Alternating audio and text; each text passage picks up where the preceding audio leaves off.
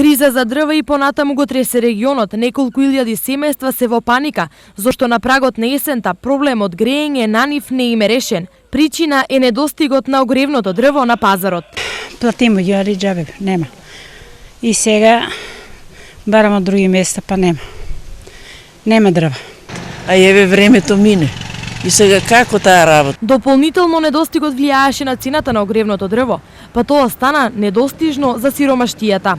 Многу скапи се дрвата, тоа е страшна работа. За сиромаштијата нема. Со пензии со 10.000 треба да одвои 3 пензии па да купи дрво.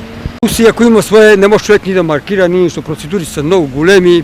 Недостигот на дрва во источниот регион веќе се најде и на седница на владата, од каде имаат свое образложение зашто на пазарот нема дрва за огрев.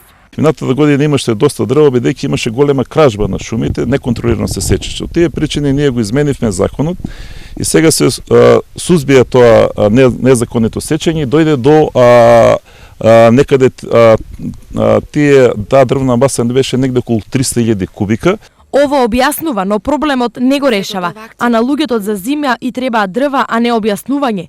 Има ли државата идеја како состојбата да ја реши? Овие приватните што се шуми, за одолжение има македонски шуми да веднаш излезат и им дадат да се маркираат дрвата, им се даде дозвола за сечење, да се распише тендер за вработување на нови секачи на дрва и секако кога транспортот кој што беше најголем проблем, има и сечени дрва се донесат до складиштата. Инаку годишно во Македонија се трошат околу 800.000 метри кубни дрва, а понудата во моментов е само 500.000.